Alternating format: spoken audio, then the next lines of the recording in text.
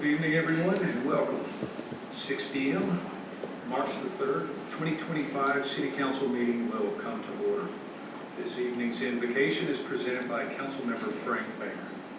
Thank you, Mayor. Our Father who art in heaven, please hear this prayer. As our city council gathers, we seek your divine guidance and wisdom. May this opening prayer set the tone for a productive and harmonious discussion of the agenda before us.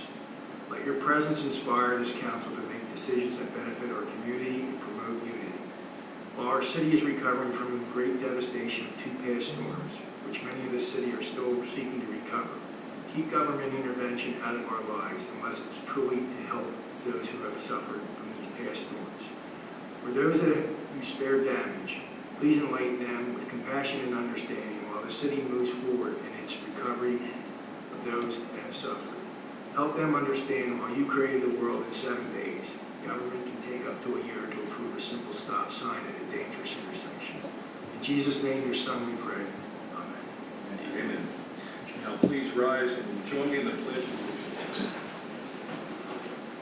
Pledge allegiance to the flag of the United States of America and to the republic for which it stands, one nation, under God, indivisible, with liberty and justice for all.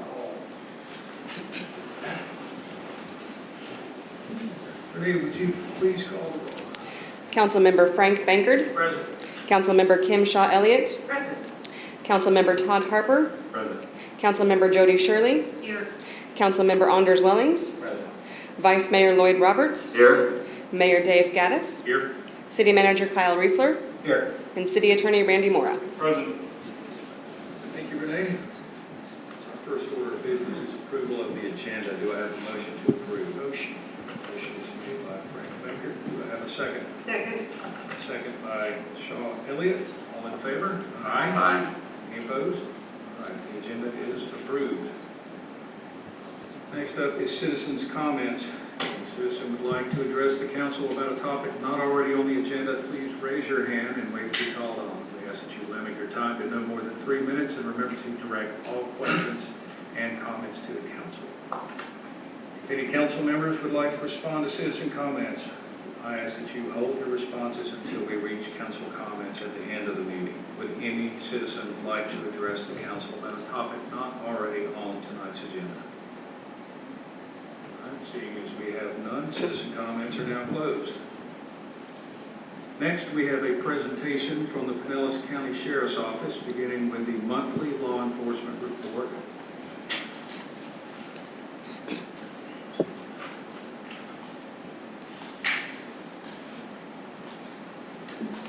Good evening, Council. I'm Sergeant Mold with the Pinellas County Sheriff's Office. Tonight I'm going to present to you the January 2025 monthly analysis.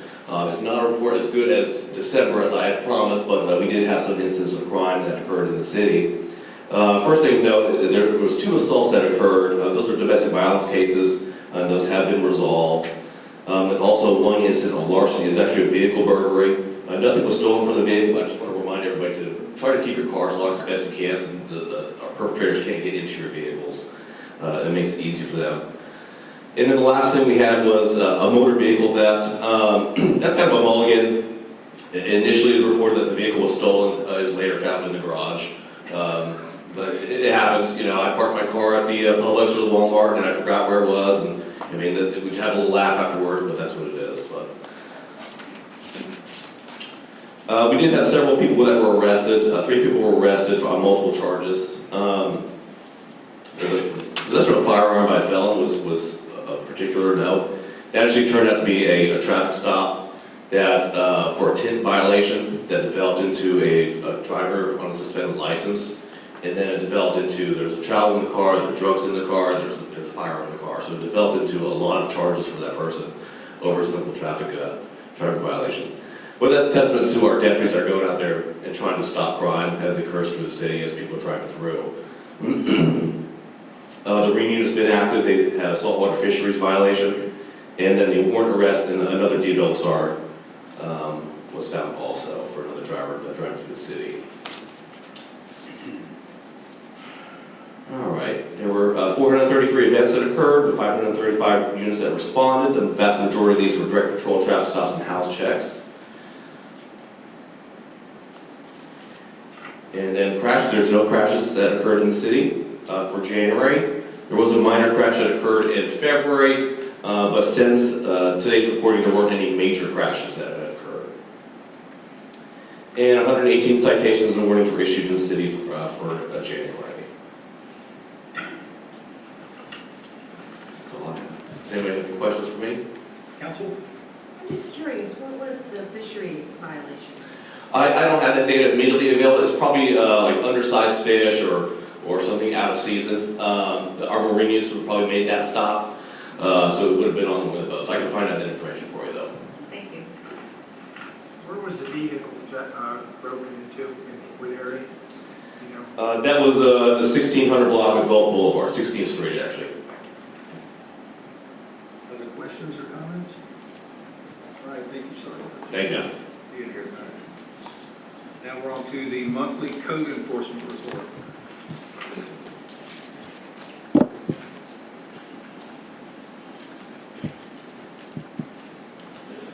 Good evening, Mr. Mayor, council members, citizens. Steve Clappy for the record. For this month, we had a little uptick in debris and construction nuisance that we had going out through the city. I met with and spoke with Kyle about going around and coming after some of these people that are not cleaning up their yards, mowing their yards. So we had a big uptick on that, but I will tell you that within the last 20 days, a lot of them have corrected the issues. We still have a few more out there. The other issues that we had were, again, some of the unlicensed contracting that we're working well with the county building department and the construction licensing board. Other than that, that's all I have for you.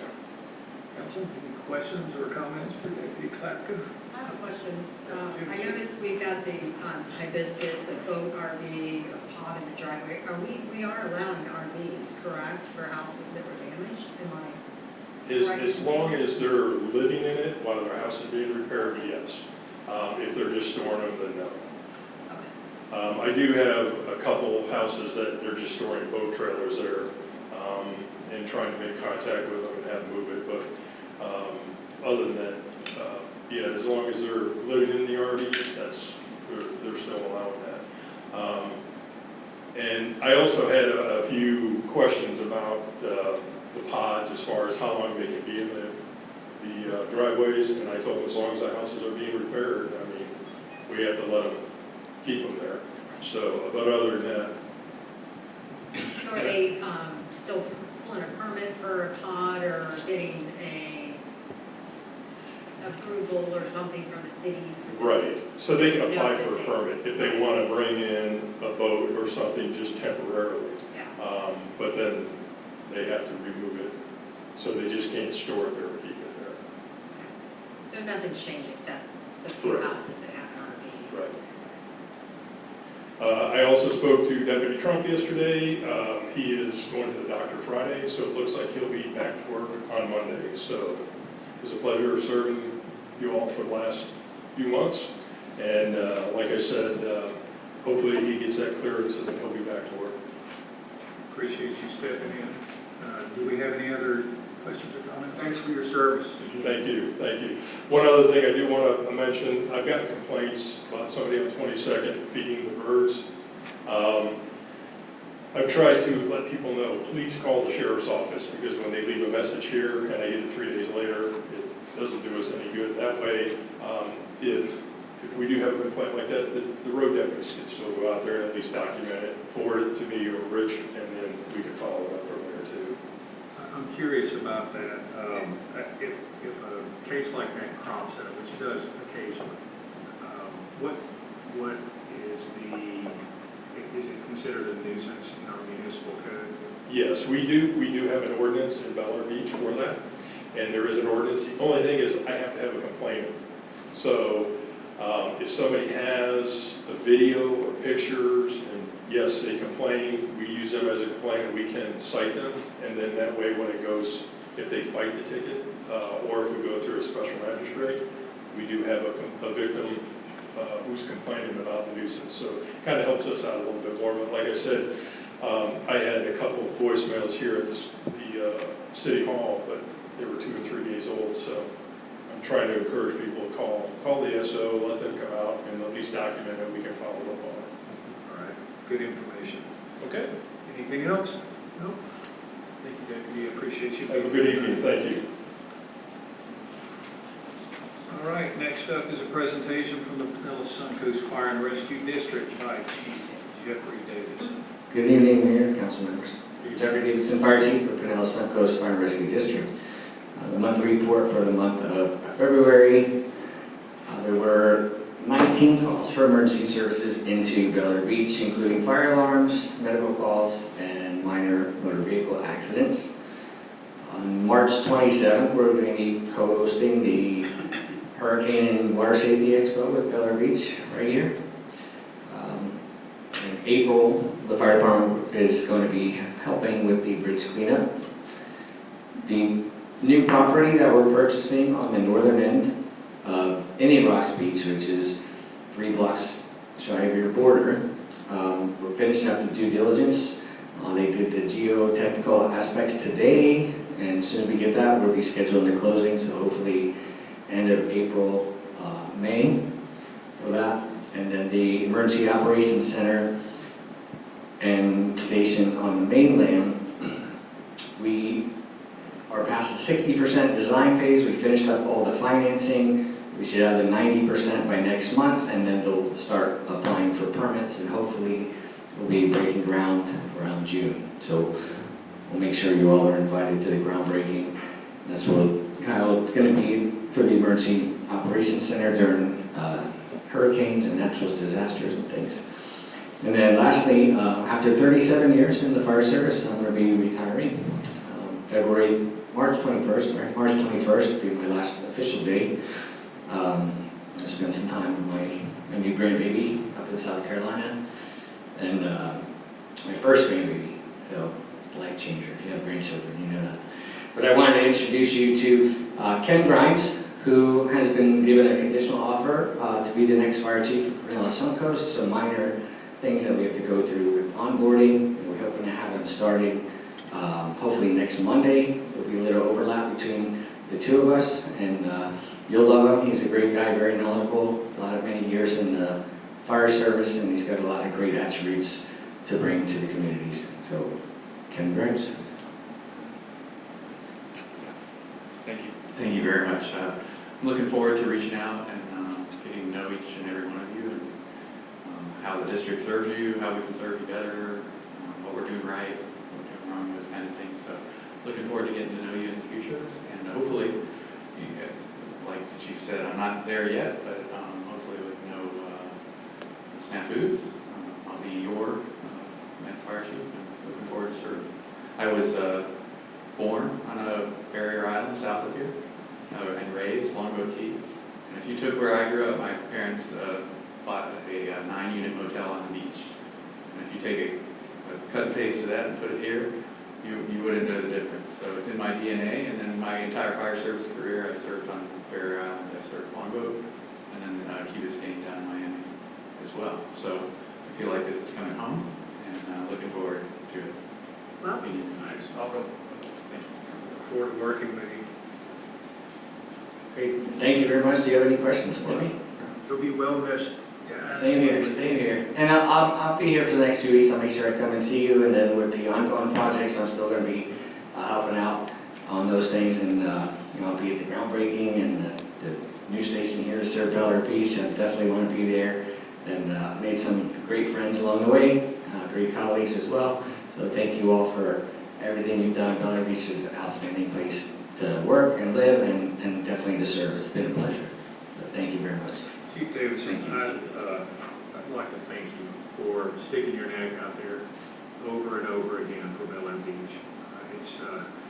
I know it's a hard job sometimes, and your efforts have never gone unnoticed. So thank you so much, and I wish you the very best in your time. Thank you. Thank you all very much. I'll see you soon. All right, we're on to item 5, which is a presentation of the draft audit presented by Wells, Hauser, and Schatzel, PA.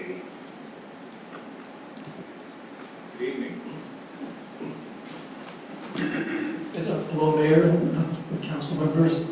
I'm Peter Schatzel from Wills Hauser Schatzel. I'd like to thank the council and mayor for giving our firm the opportunity to serve as your auditors.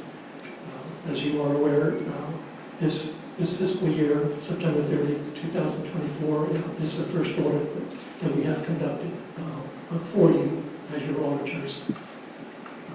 I'm not as a good a speaker as some of the previous speakers, and I tend to muddle through things. I do have a script that I will be following, but as I go through it, if you have any questions at any point in time, I don't mind you raising them as I'm talking. You don't have to wait until the end. As a part of the audit, we did have a presence here. We will end up with somewhere in approximately 420 hours on the audit. But I'd like to report that having conducted the audit, we have concluded that the city of Bel Air Beach, that you do remain in sound financial condition. I'll be going through some of the highlights that basically reflect that you are in sound financial condition. We found your accounting records to be accurate and complete. Your finance department, finance person, she does a very good job. It makes our job a whole lot easier when we have good accounting records to be going through. We did not note any supportable transactions throughout our audit, and we do look at a lot of transactions. We didn't have any disagreements insofar as the accounting policies and accounting principles that are being followed. Your financial statements have to be in accordance with generally accepted accounting principles, and in our report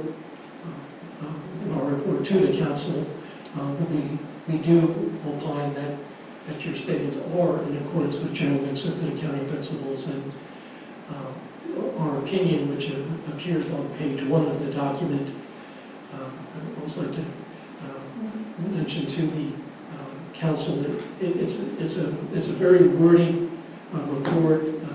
It's pretty much language that we have to use, but the opinion that we render is the highest level of assurance that we can give our clients, and we can in our opining on your financial statements.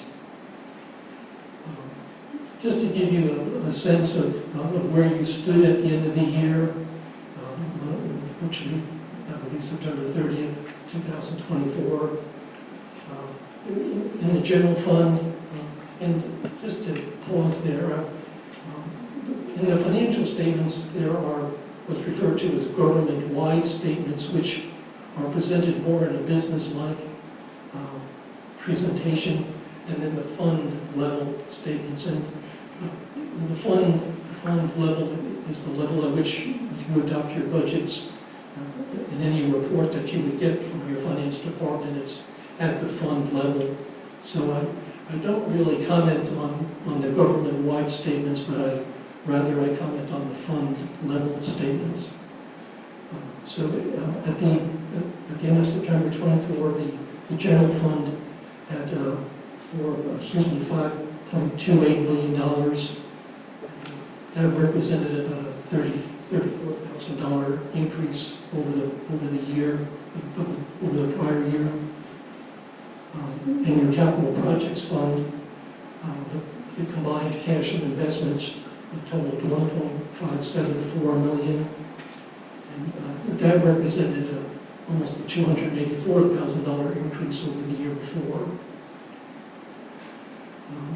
In looking at the results of operations, beginning with the general fund, there was an excess of revenues over expenditures of $1,264,000.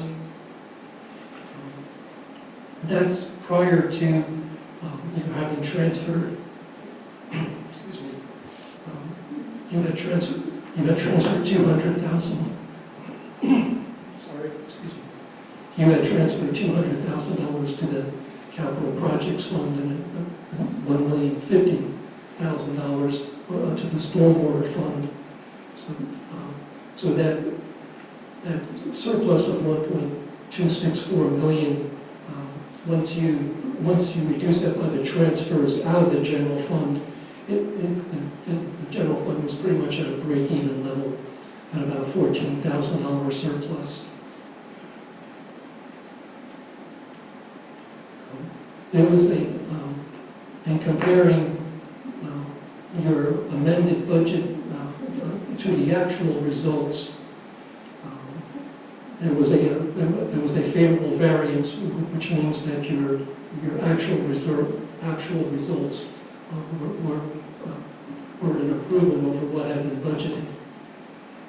That favorable variance of $466,000, that is comprised of your the amount of revenues exceeding budget by about $295,000, and the amount of the general fund expenditures were $171,000 less than what had been budgeted. The general fund revenues compared to 2023 had increased by $247,000. And where that came about is in the area of taxes, which a lot of that would be the ad valorem taxes. But there was an increase in taxes of $162,000. And with the interest earnings on the city's investments, there was a favorable variance of $125,000. As the revenues increased by $247,000, there was also an increase in your expenditures of $268,000. And that was comprised mainly in the general government, $155,000 increase in expenditures, and in public works, about $149,000. The capital projects fund,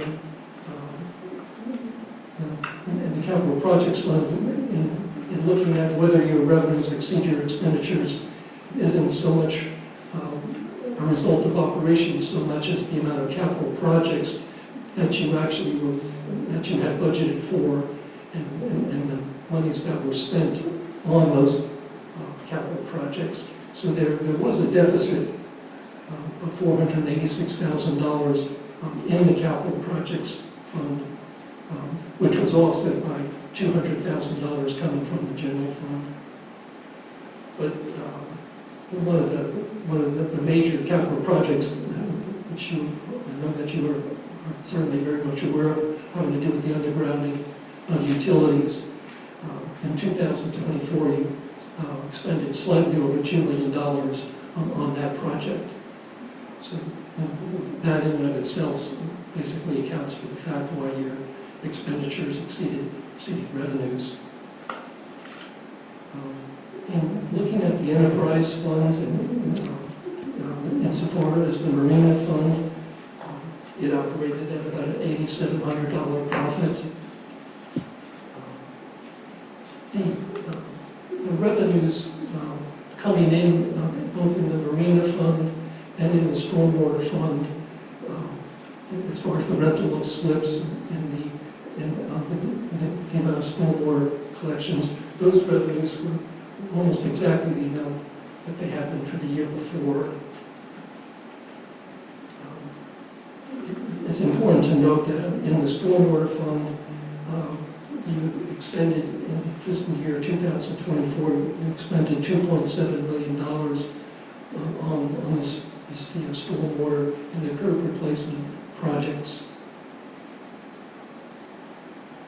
With the amount that you're investing in the stormwater infrastructure, it actually ended up having a negative unrestricted fund balance of about $180,000.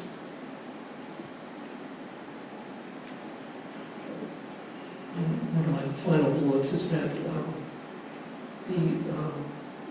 as a result of the amount that was expended on the stormwater and curb replacement projects, the actual cash balance in the stormwater fund, it decreased by about $1.4 million. And at the end of the year, it was $311,000 balance.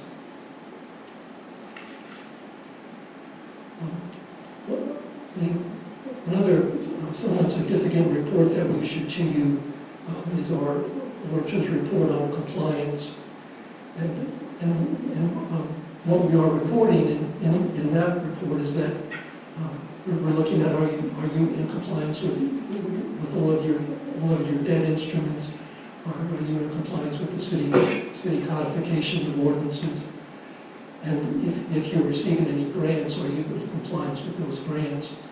And in our report on compliance, we did not note any issues of non-compliance. In that report, we also we don't give an opinion on your internal control, but in that report, we are required to, if we find any deficiencies in internal control, we are required to report that to you. And during our testing and what we call our testing transactions and evaluating your accounting policies and procedures and what we call the segregation of duties, as far as is there someone basically approving transactions, approving disbursements. We did not find any instances where we felt that your internal controls had any type of a deficiency. Just to conclude, there were several footnotes that in the report that I just wanted to point out to you. I appreciate that this is a very lengthy report, and there's a tremendous amount of information in here. But, one of the note, it's note K in the report, and it has to do with the interlocal agreement that the city has in regards to the undergrounding of your utilities with Pinellas County. As you are aware, in addition to doing the undergrounding for Bel Air Beach, you also are doing the undergrounding for Bel Air Shores. And the total amount of funding for both cities was just slightly over $4 million.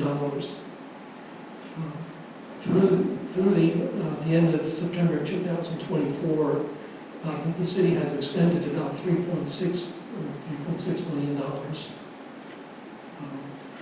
Of that $3.6 million, you have not submitted a reimbursement for the full amount. There was approximately $500,000 that you will be submitting reimbursement for. In summary, the amount that is remaining for the city to be reimbursed, which will probably happen in fiscal year 2025, is approximately $930,000 that is left on that grant. At the end of 2024, in addition to your having entered into the annual contract with the Pinellas County Sheriff's Office, at the end of the year, there's still an outstanding commitment on the contract that you entered into for the undergrounding. That contract is with the Utility Consultants of Florida. And it's slightly over $1 million commitment.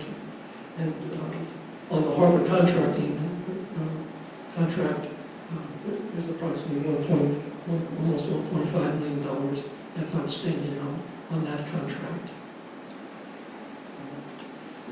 The only other note, we are in the report, we are required to comment on any significant events that happened subsequent to September 30th, 24, And as you all know, the amount of damage caused by Hurricane Helene and Hurricane Milton in the city has incurred in excess of $900,000 of expenses in the hauling of debris primarily.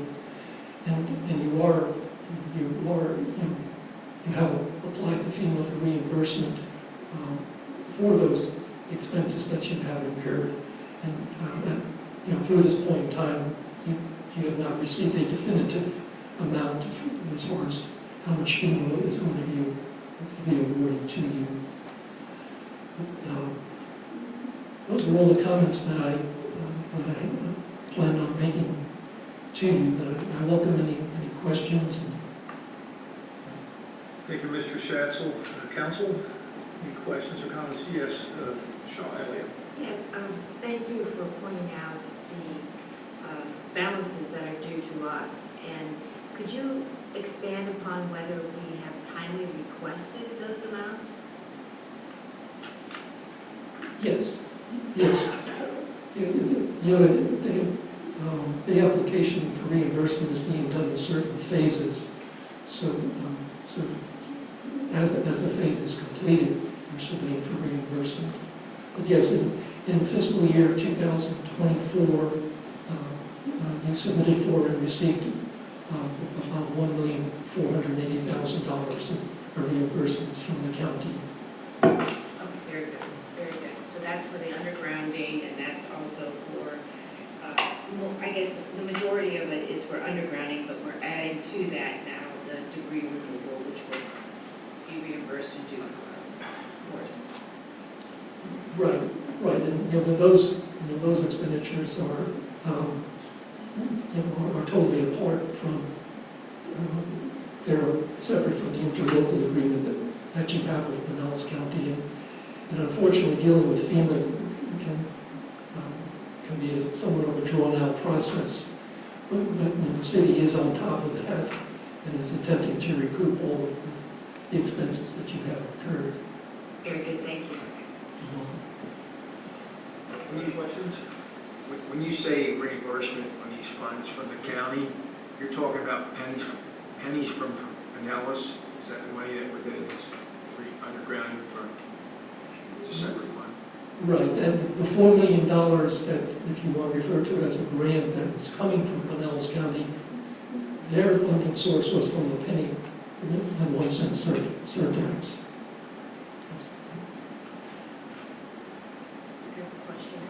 Just a quick question. On your footnotes, you mentioned we had 2 pretty large outstanding contract amounts for the undergrounding. But what was remaining to draw was a lot, considerably less. Is that something to be concerned about? The one contract, the contract with Harbor Contracting, that's not for the undergrounding. The Harbor Contract is the contractor that's doing all the stormwater and curb replacement projects. Is that the 1.5 million? Yes. Okay. Yes. So then the 1 million is the undergrounding, or? Yes, that's correct. Yes. Okay. Thank you. Other questions? Thank you, Mr. Schatzel. You're welcome. I appreciate the very detailed report. Yeah, I hope I didn't take up too much of your time. No, it was right on target. Okay. All right, thank you very much. Thank you. All right, now is the city attorney report.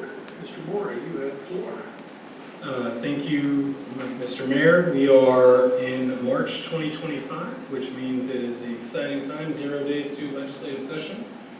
We will be providing you, as we do each session, in addition to your FLC or other advocacy updates you receive, we'll be sending you updates as we receive them, some bills of note that we're tracking. At present, one of them is preemption, or not a preemption, but an amendment to 76828, the sovereign immunity waiver. They're proposing to increase claims presently when a city is sued, whether it's somebody trips and falls on your city sidewalk, hit by a city vehicle, property damage, those sorts of torts, are ordinarily right now under Florida statute limited to $200,000 per person or $300,000 per incident. And that's how that sovereign immunity waiver works. It used to be, back in 2011, it changed to those numbers. Before that, it was 100,000 and 200,000. They're now proposing to increase that to $1 million per person.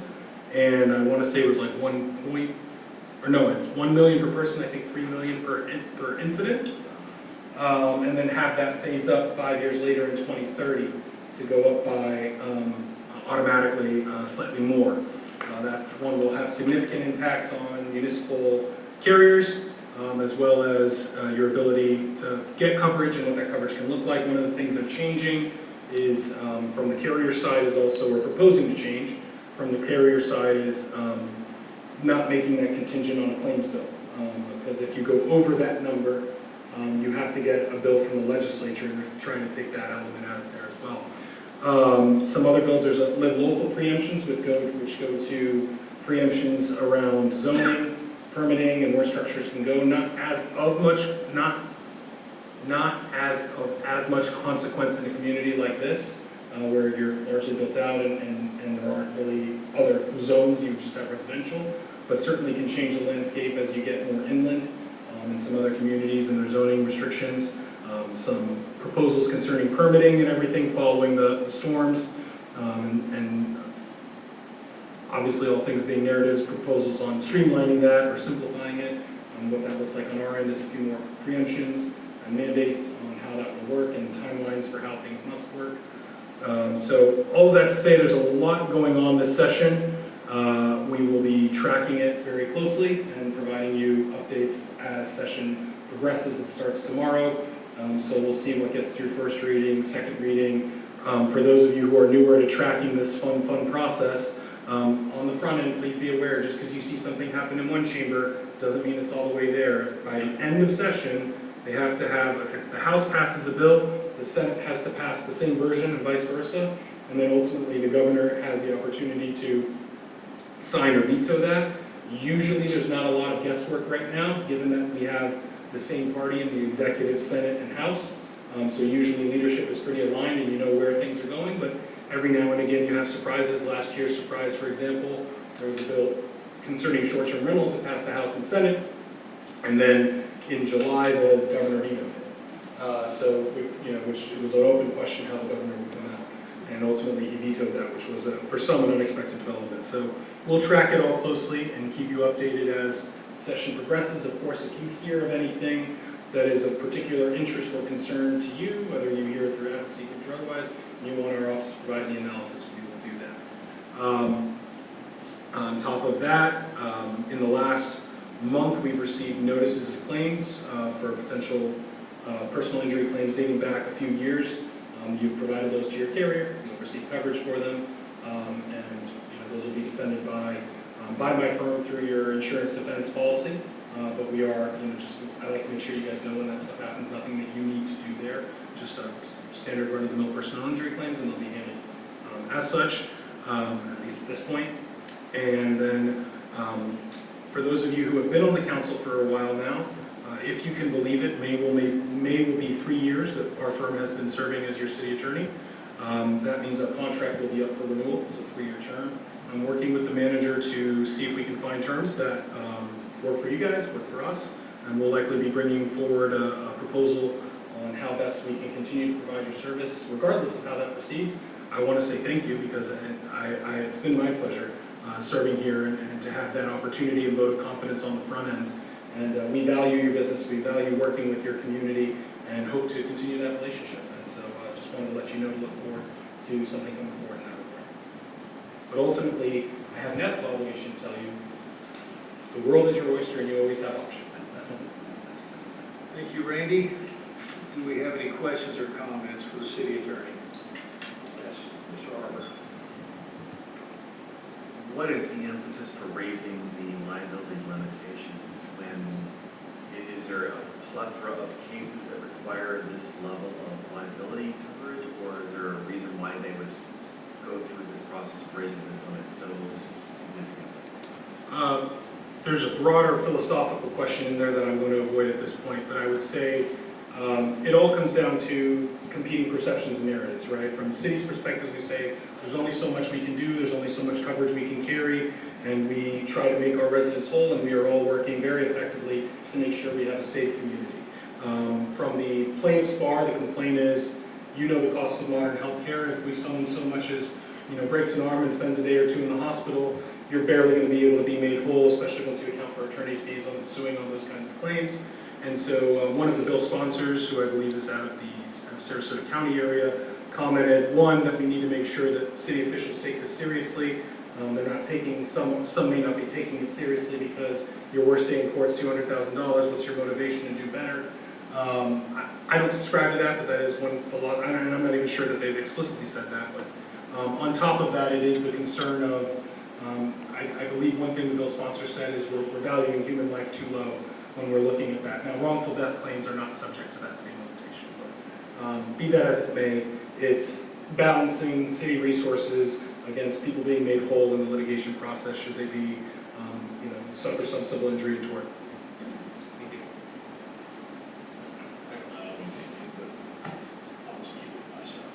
When's the session over?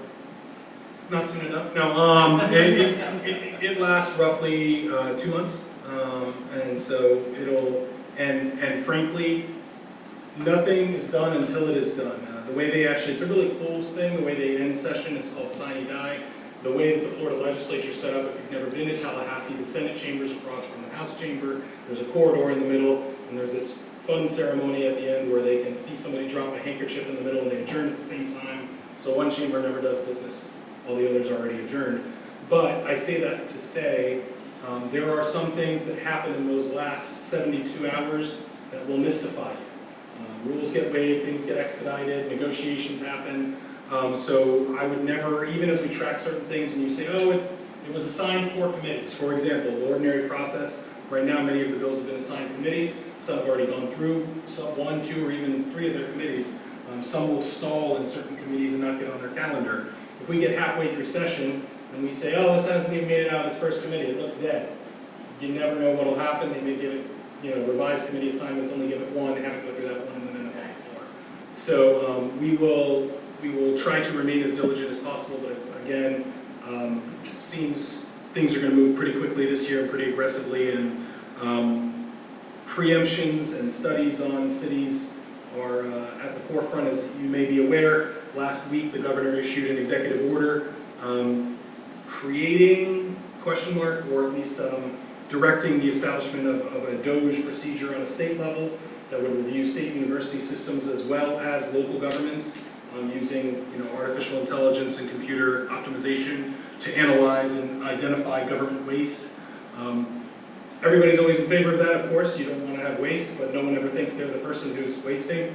I'm reminded of that adage, no raindrop ever thinks it's responsible for the flood. So what you may be looking at as inefficiency in another community may very quickly find its way here. We don't know what that'll look like, and of course, as if anything should come of that executive order is scheduled to last a full year, so into February of 2026, with a monthly mandate to report back. So if there's any reports back that are made that we can discern impacts your community, we'll be sure to share that. Other questions or comments for the city attorney? No? Thank you very much, Mr. Moore. Always value your input and nice report. All right, we're up to the city manager report. Mr. Riefler. Thank you, Mayor. Okay, so the good news as far as the hurricane recovery is I have a SDE percentage of damage from the FEMA estimator tool for every property that we needed one, so we're got to that completion. Where we sit right now with 66 properties that are currently in a substantial damage status. I expect that to go down. I still have not heard from every property as far as a detailed reevaluation, and there is some room based on what the percentage of damage that the estimator tool provides versus what the actual cost of repair is. So I do expect that number to go down some, but I'll be tracking it. And then in the process, I went back through and for every letter that the home was not substantially damaged, I checked to see if we had permit paperwork for those homes. And it turns out we had more than 50% of the homes that could do the repairs submitted paperwork, but I still had 111 that I hadn't heard anything from. So I did a courtesy letter out to the owners, just explaining, you know, you've at this point have received a letter of not being determined substantially damaged, but we do expect that there would be repairs made at the residence, and that you know, permits, you know, normal permits are required to do such. So I've heard back from a couple of residents already today. I think the letters are reaching. We mailed them last week with some updated information, which is helpful. So I'm down a couple where I found out that they had less water than was estimated, and I have an explanation of why there was no permit needed. But what I do need to do is make sure that I have the story for each of these properties that we haven't heard from, just to make sure that we know what the case was, and if a permit was required, and that we show that we've gotten that paperwork. It's just in case of a FEMA audit, is that correct? Correct. We're just, you know, following up each step of the way, making sure that everyone's, you know, following the rules. And what is the next step in the process if they don't report back? So, if I don't hear anything, then I'm going to go to the next step, which would just be a violation notice, which, you know, I could be incorrect. There may be something I don't know about what happened at that house that gets a violation notice, and it may just be you know, follow up with information so that I have that. But I just didn't want to initially send out violation notices without, you know, kind of preemptive letter. Kyle, there's several homes that no one's been there at all. At some point, do we get into a situation where these homes will be condemned? What will happen? I know of definitely one home that we did issue a violation letter requiring that it got secured because it had some broken windows. As far as I know, the house has been sitting there. I need to find out the next step of the process for these households that may be applying for some kind of federal assistance or grant funding. And I do know that if you are applying for a grant application, that you cannot demolish the structure until you've heard back about that application. That could draw it out a little. I haven't gotten to the point where I know if it's going to cause a problem where we can take action to, I guess, you know, get further down the road with these structures that no one's going into. One on my street in particular, the people do not live here full time. They did come in and remove some interior walls, things like that, and have left. And there's been no sign of them. And maybe, you know, shake out with your letters, but there are a couple in the neighborhood that I've seen that one has already changed hands, but it's just sitting there. They've got it for sale. And the yard's overgrown. You know, it appears as though no one's going to do anything. They're trying to flip it, and that's not likely going to happen in this environment. So it's interesting watching what's happening, and I just think we need to prepare for that. Right. I think we're going to have some homes that will have to be condemned. I think so. Like what kind of time frame do we, what does the code allow for? And it may be something code review addresses rather than whatever they were addressing the next step. Right. I think, well, my plan was to come up and, you know, follow up on these structures that can do their repairs and find out what paperwork they need, and then come back to those 66 properties that are substantially damaged, find out which ones I haven't heard from there. Are you going to get to a reevaluation or what, and start establishing what is the plan for that structure, and then at the same time get into the RV situation, because we got to start establishing progress updates. So. Thank you. Councilmember Baker? Following up on the councilwoman's about the condemned properties, there have been some properties over at Bel Air Bluffs where the people got into a heavy mortgage And I don't know what you're saying, what happens then. How do you reconcile You know, that? Yeah. I know the bank takes over, but I mean, where's the process? And that's going to be a function of our codes, and given your inquiries tonight, we can make sure that's something we start looking at and start determining if we need to. I'm not saying it's not in here, but. No, for sure, but it can't hurt to be proactive, rather than be in the same seat 10 months later saying, why haven't we gotten any traction? We should probably start looking now and seeing if our codes need to be reviewed or revised as it relates to, you know, the colloquial parlance of condemning structures. I want to give you, you know, just manage expectations on the front end, whether residential or commercial. And we've often talked about how sacrosanct property is in America, in Florida, and the process of getting to demolition, for the government to demolish somebody's private property, even if it is in great disrepair, it's a slow march. You know, you want to give, there's a lot of due process that has to be given, and a lot of findings, and sometimes very long hearings. For those of you who track such things, that giant cement structure in Clearwater that was on Drew or Cleveland for the longest, you know, was one of those, we know that it's being occupied by, you know, vagrants and others, and we know it's not really, construction isn't advancing, it's open, can't we just fix this? And those sort of things can take a long period of time, so we'll need to see if you have, for instance, the unsafe abatement structure code or other things incorporated in your code.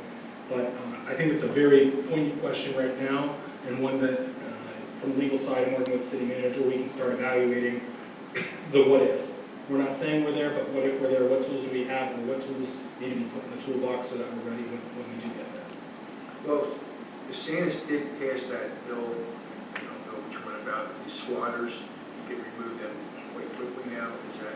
Well, I suspect you're talking about the public camping ordinance, which would not, or statute, which would not impact this actually, because that's about removing people from public property, if they're in private property. I believe there was something passed last year about evicting people that are not.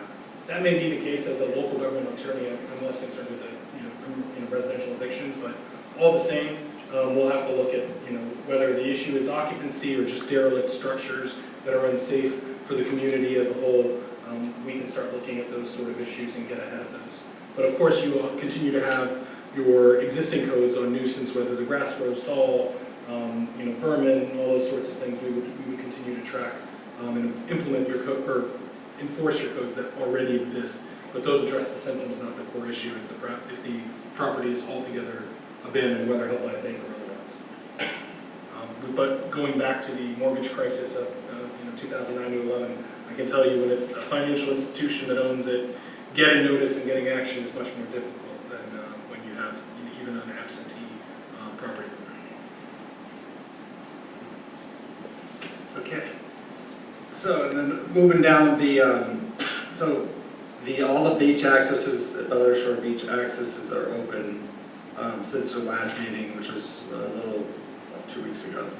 So, I started pricing out installing sod where we lost all the grass in each of these accesses, and as far as replacing with installation, every one of these quotes are coming back to do all the areas over the $25,000 threshold. I propose either we do it in-house with our staff, which obviously is going to take a little more time and save money, is one option, as far as we just order the sod per park and we throw it down and have it, put it in that way. Or I could get underneath that threshold, and about the lowest we're going to get is $1 per square foot installed. I could get the main areas, when I say the main area, I mean the west of the parking lots, and leaving the side strips kind of to fill in and have staff piece that together with seed and our own sod that we have delivered.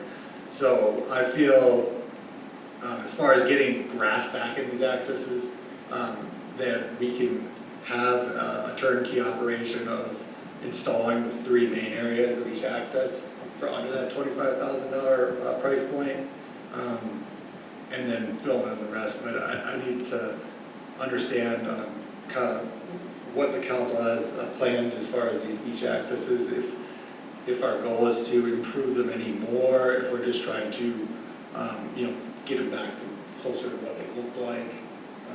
Because I do worry though, replace this grass and put landscaping and sod, we get another flood, it's all gone again.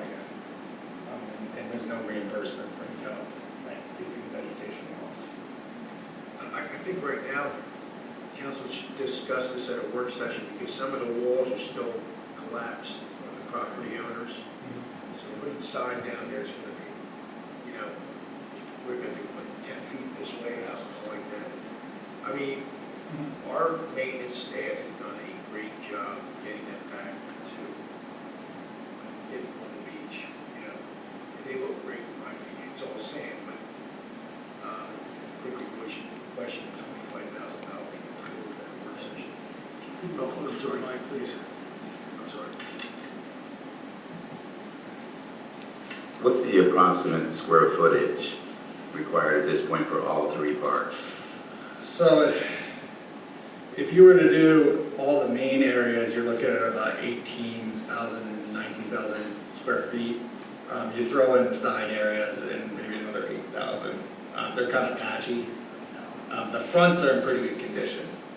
The water didn't really kill any of the grass up on the front right of ways.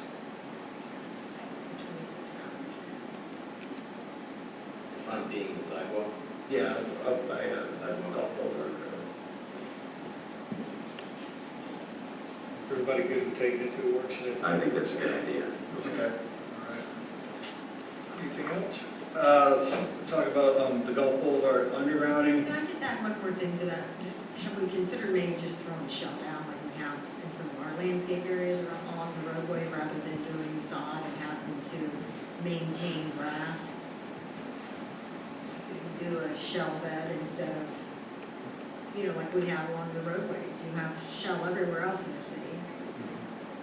Great idea. Just to, I'd be interested in that too. Yeah. We could Because take then you it to a don't work have- session, right? and then you're not working, just to try to get a price for that, because then we're not maintaining it, right?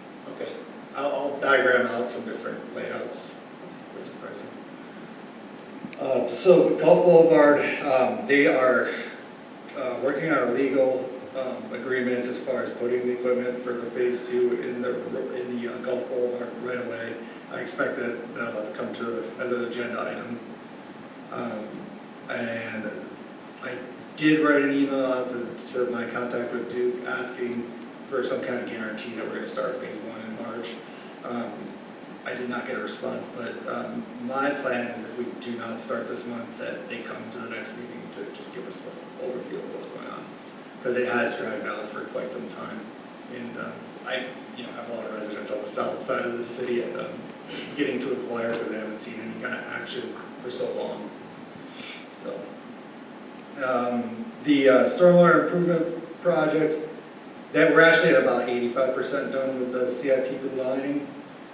We're going to have a meeting next week to discuss what needs to be done to wrap up those repairs on the pipes. I went into the 7th Street outfall.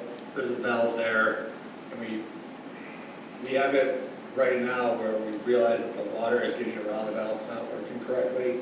So I was able to pull out the inside of the valve where we can see where it goes into the pipe, where it could possibly be sealed to make it work.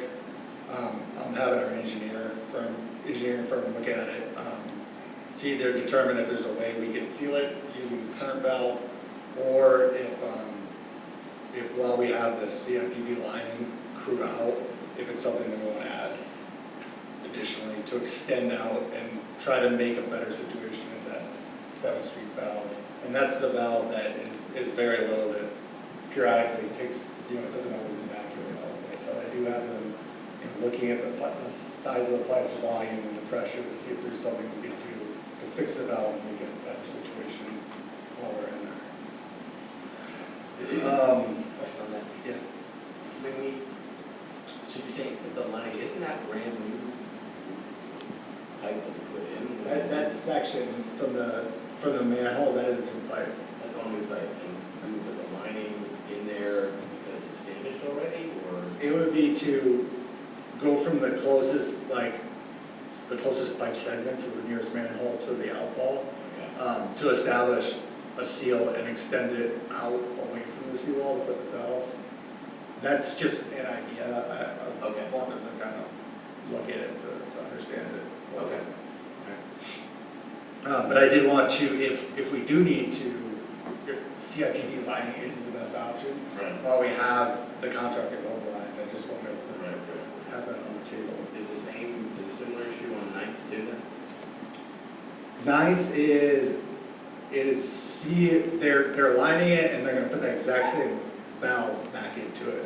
Okay. So, that's something when we meet next week, I wanna have like a site visit at each outfall to make sure that the valves get put back in correctly and just. So you think once that lining is in and that seal, that's gonna be, we're not gonna get any more leakage on that street? Right. And then we're still exploring the pump for that. At the 7th Street, did we reuse a valve? Is that why it's a little quirky? 7th Street has a valve. It was put in when they replaced the seawall, they installed the valve. But what the contractor did is he sealed that valve into the seawall. And it's getting around that. So we either need to establish a seal by getting inside, that's why I removed the inside of it, by cementing where the valve comes into the pipe, or we do some kind of pipe inside of the pipe that extends out that creates a solid seal out of the seawall. It seems like that should go back to the contractor. Yeah. I know you were trying to bring it back to the contractor, did he respond? I explored it, he felt it was out of warranty and that there was no, I don't know, the way he did it is that how he does it in Tampa, in that he felt like it was going to work, but I don't know. Is this a faulty installation? And did we approve that method, or did he do that on his own? He did it, but the engineer on the project approved the way he did it. Where this is how he was installing them in the city of Tampa. But again, it's not working correctly, so. And the engineer agrees that what your assessment is that it's failing. He agrees it's failing. Right, it is, it definitely is failing, but, from the way the valve was installed, it was put into the wall and the concrete was poured around it, but we feel the concrete was completely encased, so it's coming up underneath. How long ago was that? 2023. Okay. It seems to me that there should at least, if nothing else, be some shared costs on this. They should work with us instead of just making us eat that one because, at the end of the day, they installed it. It was the method they recommended. So, I don't know, just my 2 cents. It seems to me too, that it sounds like a faulty installation. Attorney Moore, do you have a view on that? Yeah, when an engineer says it's approved, the contractor follows the engineer design, we have Well, wait a minute. First of all, it sounds like the contractor decided he's gonna do it the a different engineer method. said, the engineer approved it. Yeah, I don't think it's clear yet. Who hired the engineer? Is this a work session topic? I don't even know that it's a work session topic. In terms of like what you, the policymakers, can meaningfully do. To answer your question, I think the discussion you're having just as a sidebar here is emblematic of where we stand. Our firm has been involved in this analysis. We've been advising Kyle where he's asked. Oh, that's And good. he has looked at this because of some of the factual questions, posture, and things that have been made. He's proceeding in the manner as described. But that's where we are aware of this, and we have been, we've reviewed the documents and provided insight on what was done and where we're going next. That's helpful. Fair enough. We're glad to know that. All right, let's move on. What else you got? Okay, our next planning and zoning meeting is going to be March 12th. We're going to cover the second half of chapter 94, which is their zoning chapter. We made pretty good progress on our first meeting. We also have another meeting towards the end of the month for the audit committee. That's on March 20th at 5 p.m. And then we expect to come back for the April council meeting with the approval of the audit. And I will comment that the Schatzel, sorry, I can't think of it right now, the Wells, Hauser and Schatzel, they spent a long time, probably about 4 weeks in our facility, on site. This is their first to go around as far as doing the audit, so it's a little bit more time consuming to get all their format in order and all that. But 420 hours. Yeah, they invested a lot of time, but which is good. So we got them well. And then the 75th anniversary banners, we have those, and they're going to be putting them up this week. So this should be nice. They're 5 feet in length, so it should stand out a little more. And this month's work session, we're planning on Wednesday, March 19th. Did you say something about the next week conversation? You said they. I shot a text to the engineer firm asking if they had a timeline for the deal. I haven't heard back. I'll try to get the last minute update. And as the chief mentioned, March 27th, we're going to do another hurricane preparedness expo, 6 to 8. It's a Thursday night. A lot of the same companies, we have insurance representatives. We're going to have the county, emergency management, floodplain management, the Pinellas Suncoast Fire Rescue District, and we're going to talk a lot about what happened last season, lessons learned, and do what we do every year is try to prepare people for what to expect of hurricane season.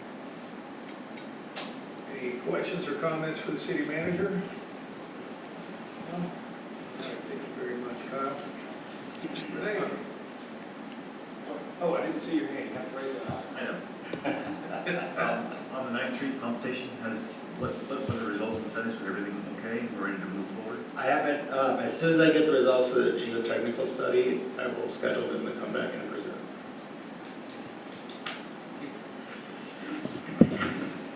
Renee? I have nothing to report. Nothing to report. Any questions or comments for the city clerk? All right. We are on to the consent agenda. Item number 9. This is for approval of the January 6, 20.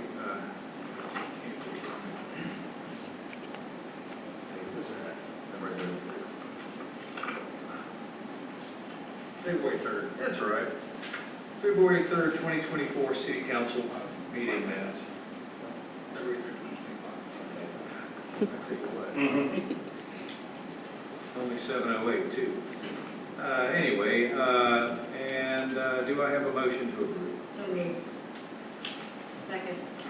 Motion is made by Frank Baker, seconded by Jody Shirley. All in favor? Aye. Any opposed?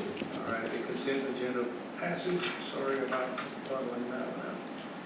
All right, now we're on to the regular agenda, item number 10. This is for consideration of resolution 2025-01. Mr. Mora. Thank you, Mr. Mayor. This is Resolution 2025-01, a resolution of the City Council of the City of Bel Air Beach, Florida, amending the annual budget for fiscal year 2024-2025, providing for increases in the allocations made for the wages and related costs for the city manager, city clerk, and community services administrator, and establishing an effective date. This has been a reading of Resolution 2025-01 by title only. Mr. Mayor, this resolution was prepared in follow-up to the guidance that this council has already provided concerning the salary adjustments for the identified positions. In reviewing the statutes, it was my advice that you, to the extent this constitutes a budget amendment, be done in the same manner in which the budget was adopted. And so the budget having been adopted in a resolution, this is a resolution formally making those findings and amendments, and those are the sorts of things that gentlemen like who came earlier, who spoke on your audit, they love to see. So anyhow, that's what this is. The backing of the identified changes, those were, I believe, 10%, and Kyle, you can feel free to correct me if need be, are identified in the backing materials there. As you can see, the adjustment in the amended budget columns. So all of this is in the materials which were already published and posted on the website as part of the agenda. So Nothing further to state there, but open for discussion and, of course, public comment before adoption. All right, before we open up the floor for comments from the council, let's go to the citizens. Would anyone like to comment on this particular item? All right, citizen comments are now closed. Council, I'm going to need a motion to approve Resolution 2025-01. Motion. Motion is made by Frank Baker. Do I have a second? Second. I'm going to give that one to Shaw Elliott. Mr. Baker, do you have the floor? The resolution speaks for itself as written. I think we should vote. Comments? Agreed. Discussion? Anyone else? All right, Renee, would you please call the roll? Councilmember Bankert. Yes. Councilmember Harper. Yes. Councilmember Elliott. Yes. Councilmember Shirley. Aye. Councilmember Wellings. Yes. Vice Mayor Roberts. Aye. And Mayor Gaddis. Aye, so the resolution passes unanimously. And just to get that one to bed. All right, now we are on to item number 11. This is for consideration of resolution 2025-02. Mr. Mora. Thank you, Mr. Mayor. This is a resolution of the City Council of the City of Bel Air Beach, Florida, amending the annual budget for fiscal year 2023-2024, providing for a series of adjustments to reflect actual expenditures and financial records during the 2023-2024 fiscal year, including adjustments within the general fund, adjustments to the stormwater fund, adjustments to the capital projects fund, and the implementation of certain interfund transfers and establishing an effective date. This has been a reading of resolution 2025-02 by title only. This is the kind of resolution that's so nice we did it twice. Looking at having affected the resolution we were just looking at on the budget amendment for this fiscal year and reviewing recent records, we realized that at the end of the fiscal year 2023-2024 in your November meeting, a budget adjustment had been made for all those identified things, and that's customary to do at the end of the fiscal year. You're truing up to what actually happened, and that's what that was. Again, as a matter of prudence, and to avoid any other issues, I advised that this be done by resolution as well, to document that the council had already approved and directed this to make it a more official act in the form of the resolution consistent with our ordinary procedures. So that's, this is one of those things that I would say falls into a housekeeping matter. But again, leave it here for your review and for public comment before any official action. All right, let's go to the citizens for comments. Anyone like to speak on this resolution? All right, citizen comments are now closed. Council, need a motion? Motion. Motion is made by Frank Baker. Do I have a second? Second by Mr. Harper. Mr. Baker, do you have the floor? My only question is, could we have done these two resolutions together and taken the words of our president, one big, beautiful resolution? No, you want to make sure they're distinct acts because these are two different budgets. One's for the 2023-2024 and one's for the 24-25. You avoid any issues that way, and if there is an issue with one, it doesn't impair the other. So it's best when doing these sorts of things to make them their own separate acts. And also for your legislative discretion, if this had been something perhaps more controversial, you don't want your like, hey, I support this, but it's tied to this completely different thing, and now I can't support it. And so it allows you folks to exercise your independent judgment on each issue. Thank you for your explanation. I think we should vote. Any other comments? All right, Renee, would you please call the roll?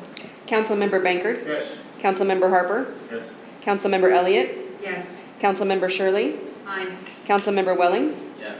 Vice Mayor Roberts. Aye. And Mayor Gaddis. Aye, so the resolution passes unanimously, and thank you for keeping our house clean. All right, we are now on to item number 12. This is consideration of authorizing the city manager to grant encroachment easement to Russell and Deborah Brown at 501 Harbor Drive. Mr. Moore, you put this on the agenda. Yes, I did, as I was voluntold to do. So,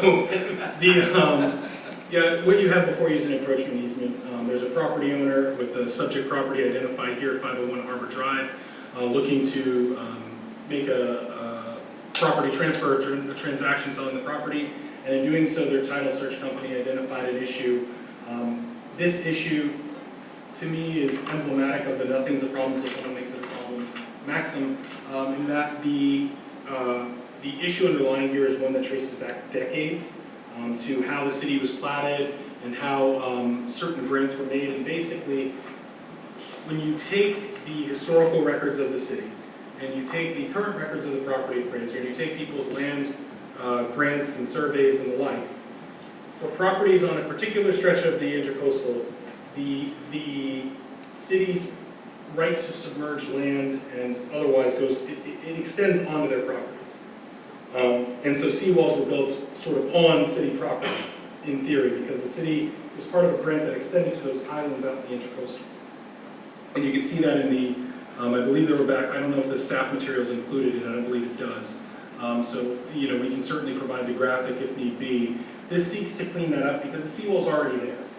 The seawalls are there on all of these properties, and again, because it's property by property, that encroachment is larger in some areas and smaller in some. This is affects more than one property in the city.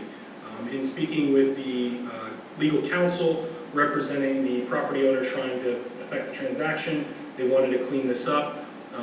Looking at the charter code and other restrictions, my advice was without granting, without selling, transferring, giving away any land, we can acknowledge that we do not dispute that infrastructure is there, and that we do, and we will allow it by easement to continue to be there. It just recognizes things and it allows them to, you know, quiet the title for purposes of the transaction, and that's what this document reflects. And without getting into all the nitty-gritty of it all, that is the summary. I'm happy to answer any questions that you may have. Thank you, Mr. Mora. And I believe their legal counsel is present if they desire to speak, of course, during public comment, they're free to do so. Okay, would any citizen like to comment on this item?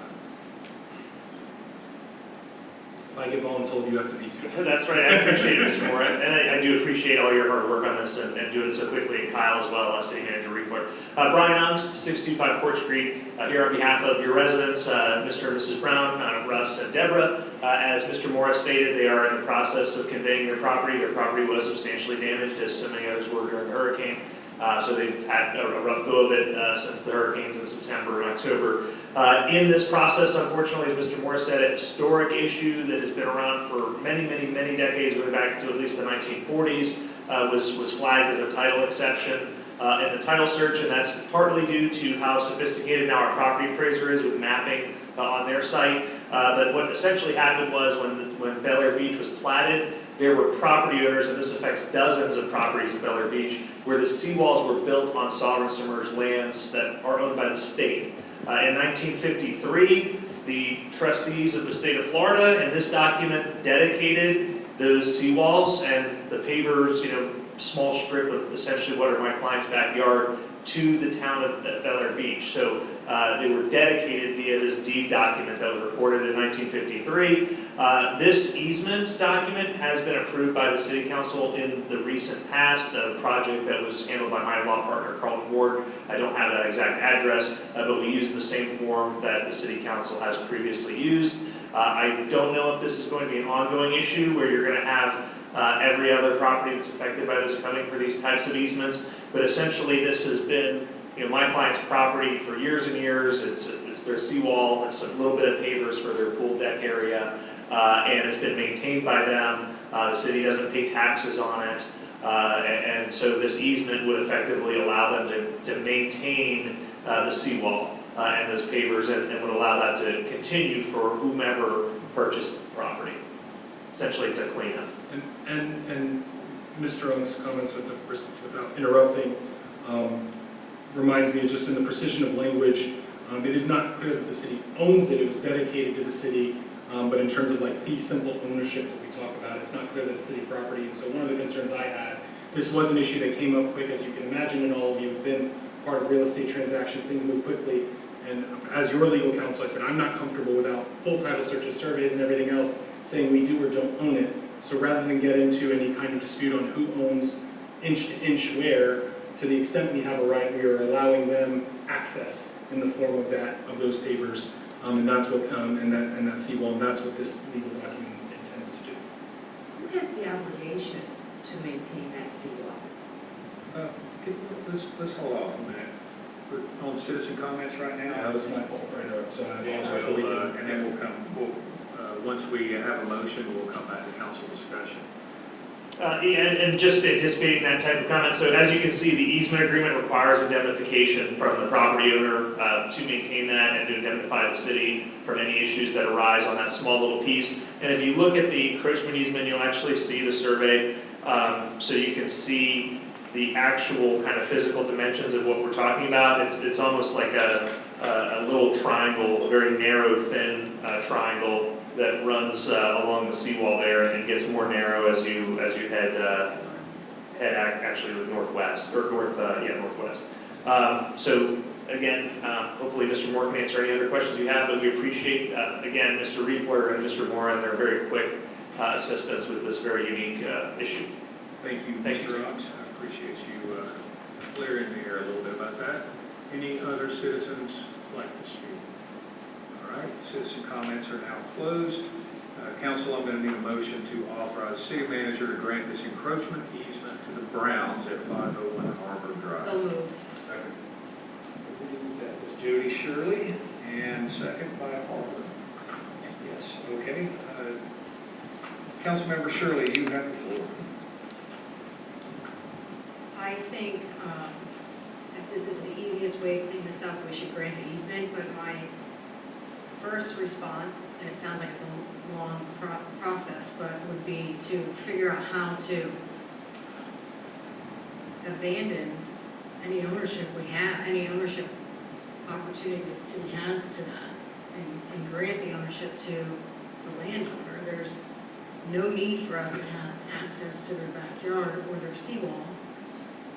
I understand we own it right now, or potentially own it, we don't know.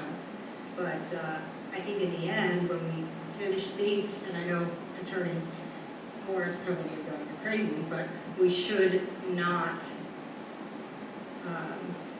keep ownership of it, in my opinion. But I know that that's probably a longer process. This is a quick fix to do the easement, and I'll hand that over to you. And I appreciate that, and I can say that does seem like a potentially sensible solution. One of the concerns I had as your legal counsel is, in your charter, it says if you were to ever sell, transfer, or give away any land belonging to the city, that has to be voted on by the public at large, which certainly would not work on the timeline that these folks are working on for this particular transaction. Also, we would need to make sure if we were doing that we cover all our bases. And again, on the time, this issue was first presented to me in the last week, and my concern was, while we don't have a need to enter, a public need or use to enter identified at this moment, and again, I'm not waiving any ability to assert that exists otherwise for the client, but while there may not be an apparent one in this moment, without knowing for certain what we do own, I was not comfortable saying, yeah, I'm sure we could find a path forward to give that away. And I also don't have as much history on if we've ever used this for any public use beyond its original dedication. Whether that be in the form of shore hardening or other things. I didn't have enough facts. But the concern that I had in terms of this particular transaction was looking in your charter when it talks about giving away land that belongs to the city. There's talk of a ballot measure, and that just was not working in this fact pattern. That may be something the city chooses to pursue in the future.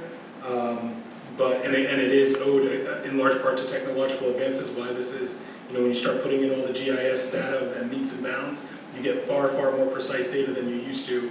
People would just assume, okay, it's generally in this area, but it must be along the seawall. And now you start seeing, actually, it's a few feet beyond that in some properties and even more.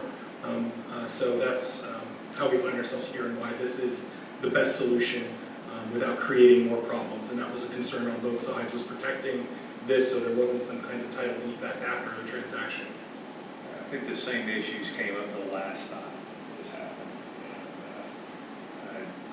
It's may not be the most thorough way, but it's probably the cleanest way that we have used. At the moment, yes, sir. Keep the transaction. Right. Any other comments? Yes. My only issue when I started looking at this easement was that we were not conveying an interest without also conveying the obligations that go with it. And so as long as everyone's satisfied that that's the case, then I certainly support it. And to the Browns, I wanted to tell you that your house was one of my very favorite, or is one of my very favorite, and so I'm so sorry for your loss. Mr. Becker? Just for clarity about the charter, we don't believe we own this property, right? That we're giving. Yes, at present, I don't have reason to believe we own it, but what we were going to do, the way that you would affect that is a quitclaim deed, and a quitclaim deed says, if I own something, whatever interest I own, it's yours. And I wasn't comfortable with the legal approach of saying, well, in the event we did own it, and I don't presently have reason to believe, but I was operating on, hours of information. I just don't want people coming in here saying we're giving away property or whatever, and these people have been through. I agree with you. Okay, and it's got to stop, I mean, but in my opinion, is we abandoned our property, we didn't have any ownership, and they took care of it, so.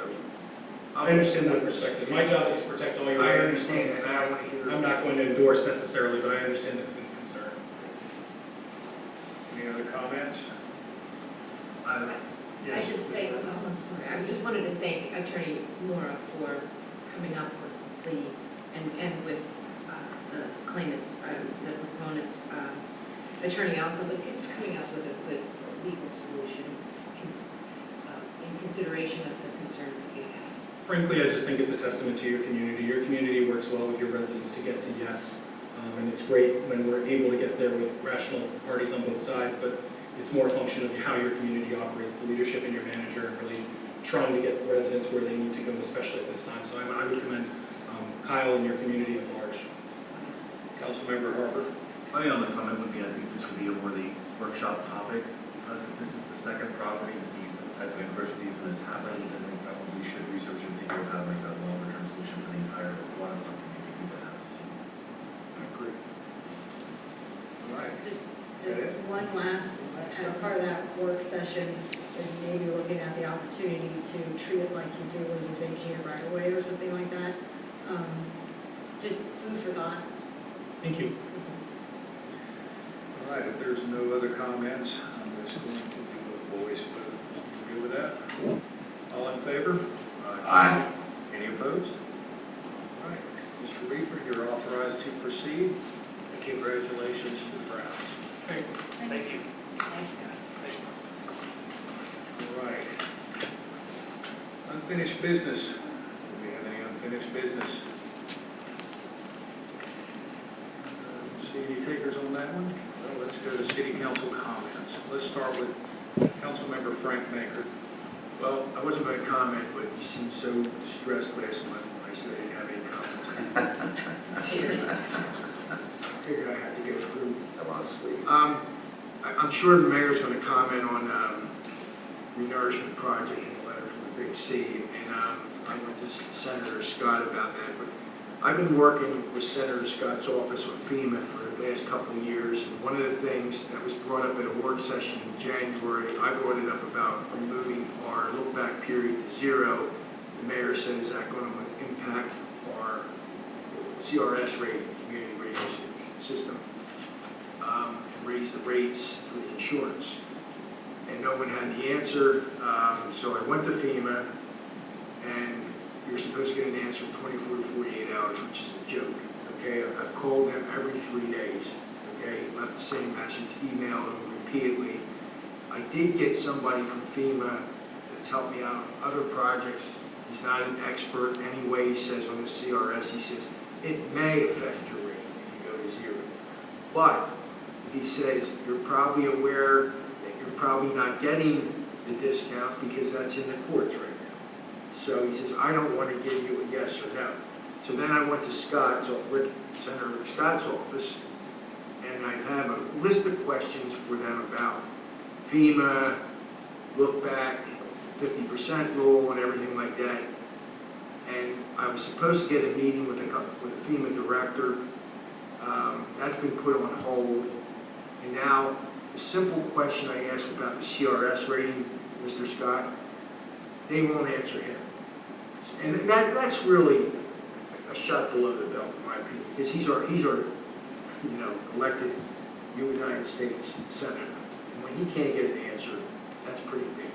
hopefully Mr. Musk goes in there and rips apart FEMA too. But the other thing I just wanted to bring up, I'm already having problems with Elevate Florida with their expediency and all like that. It looked like it was going to work really quickly.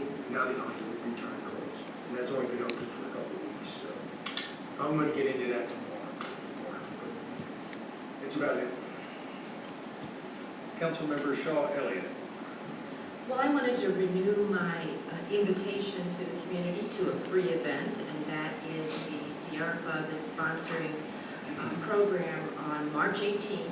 And the details are listed on our website, and you're welcome to go there and click through to the reservation, but it is a free event, and it is for informational purposes on how to rebuild sustainably.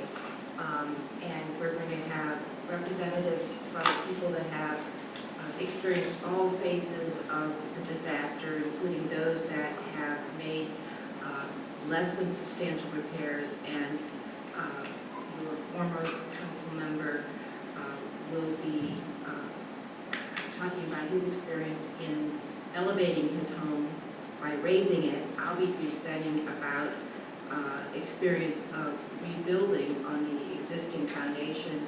We'll have experts there and a lot of discussion about the programs that are available for assistance. So I welcome the community to attend.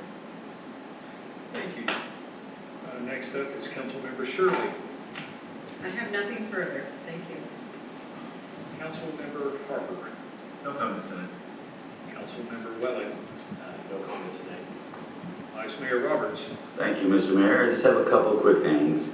We currently have a committee that is in dire need of additional citizens and support.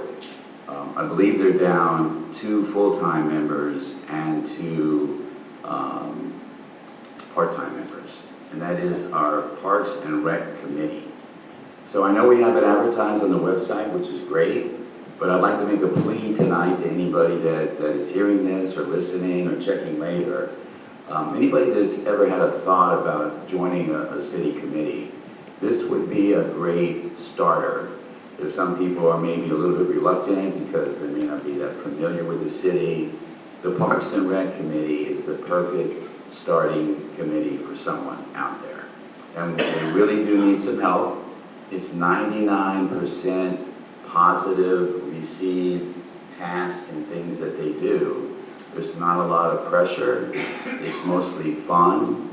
So I know the people on that committee, I know one of them pretty well, that would really love to see people step up and help our city in those areas. We've got a lot of areas that require some tasks to be done. Everybody wants our city to look better and be more beautiful, and it's difficult when they're so understaffed, even on the committee, in addition to trying to get additional volunteers. So anybody out there who's listening to this, or later on is checking it out, if you have any questions, you can talk with the city, find out more information about that particular committee, but they are really looking for additional help, and it would be greatly, greatly appreciated. So just wanted to get that information out there. And I'd like to recommend that we do on council a paid study. In a previous life, I worked with other organizations where you would, I don't know, every 5 years, every 7 years, do a paid study. And I think the biggest reason we should consider this is when we've gone through in the past, here relatively recently, trying to make sure that we have salaries that are set at the right spot, and we're continually adjusting those on the fly. Effectively, a pay study, most organizations will pay fairly significant money to companies that do that for them if they have hundreds or even a couple of thousand employees. We have a very small staff. We can do that internally. And effectively what you're looking at is what are all of your position descriptions, and we set a pay range, basically a minimum and a maximum. And we set that based on areas that we want to look at and we think is important, what other cities that are competitive with us are paying their staff, we really want to make sure that we don't have anybody cherry picking staff from us.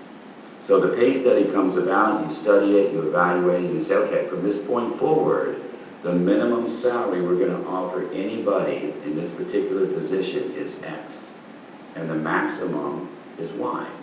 And then the city establishes criteria regarding, what's important regarding getting off of the minimum number. So you're going to have some evaluation there. It could be based on how long has the individual worked in a similar position in their previous employment, things like that. But at least then we have a min and a max for the position, and I think it's going to help the council with some of the positions that we work with the salaries on. It will also help the city manager regarding the salaries that he currently works with. And so when they become open, we then know the salary range that's available to us, and we know that it's a good salary range that we can offer a salary to somebody who's going to be enticed to work for us. So I'd like to recommend that we put a salary study on the next work session, the discussion on that. Thank you. Thank you, Vice Mayor Roberts. As Mr. Baker mentioned, there was a couple of letters that were addressed to the president. I believe everyone received a copy of them before they were signed. Is that correct? They also got them after. Okay, all right, great. So those letters were actually, I put those together, but that was based upon a Zoom meeting I had with the Big C after a meeting we had a month ago.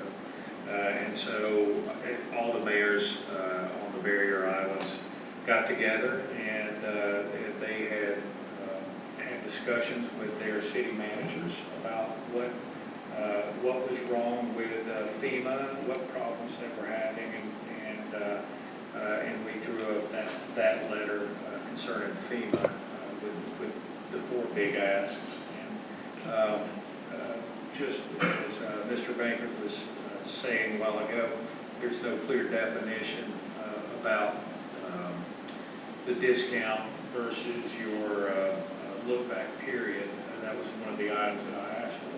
Was, hey, can we please have a real formula, something that's tangible, so that if we do have a 1 year or a 5 year or whatever, however many years it is, that it's justifiable to the community instead of where we're at right now, where everyone just wishes we didn't have one. So that was very important. And the super big ask was the raising the 50% rule. And the reason, my explanation for that is that homes depreciate every year. If you're not renovating them, you're not doing upgrades, little by little they depreciate. There may not be anything wrong with the structure, but the value keeps going down every year.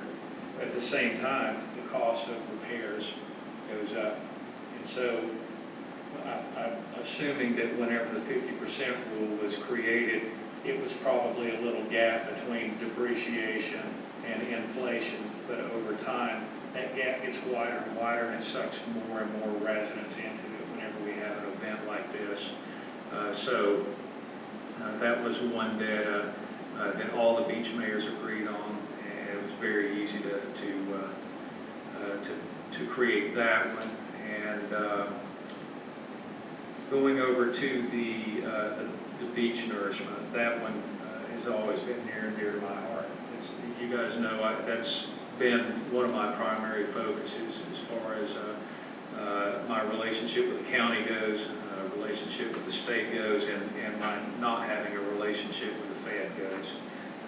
So I asked the president for 2 more big asks, which number one was to reduce the length of the easement from perpetual to 2 years, but it would self-renew every time a project started back up. And so that way, let's say we're on a 6-year cycle, which is actually what we're supposed to have, you would have 2 years on an easement, and then you would have 4 years off the easement. And then the really big ask was to completely eliminate the public access on private property. Because there are, if you go down into Indian Shores, Indian Rocks Beach, there are many, many homes where that easement literally comes right up to their back door. And the federal government says for you to receive that sand, you have to allow strangers to walk into your backyard and you can't do anything about it. So this is the reason why they're not willing to sign. The county, right now, the county's making a big push with their own project to try to get easements signed. They got it half right. They got it half wrong. The half right is they're not requiring the public access piece of it. So you would think that that would be a nice carrot to make people want to sign, but unfortunately, they're also asking for perpetual easements. That right there is a deal breaker for many, many people south of us. We'll see what happens. Congresswoman Luna assured me that she has transmitted digital copies of the documents to the president, or at least the president's liaison. And the hard copies, they were overnight expressed in a big red envelope. And I'm sure the bomb sniffing dogs are all over them right now as we speak. And then Senator Scott has also indicated that he is helping. Is that correct? Yes. So hopefully between these three paths, maybe someone will be concerned enough and realize that this isn't just for us. This is for the entire country. This is for anyone that lives in a flood zone, anyone that needs beach nourishment. These things are not, they're not just asked for Pinellas County or for Bel Air Beach. This would benefit everyone who lives on the coast. So, and that's all I have. Would anyone like a motion? Make a motion. I ask a question about what you were talking about? What's that? Am I allowed to ask a question about what you were talking about? You sure can. Okay. Will you please speak into the microphone? Yeah, you mentioned the 2-year easement.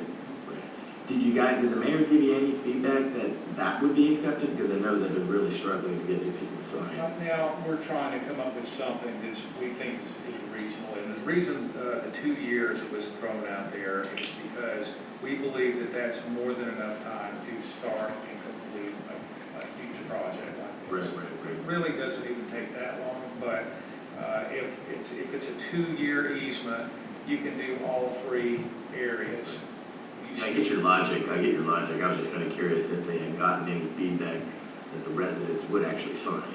Like if that's the thing that tips them over the edge. Well, it's going to be much easier to approach them Yes. with something like this. So we thought that was probably as close as we would get to actually getting the signatures. Okay.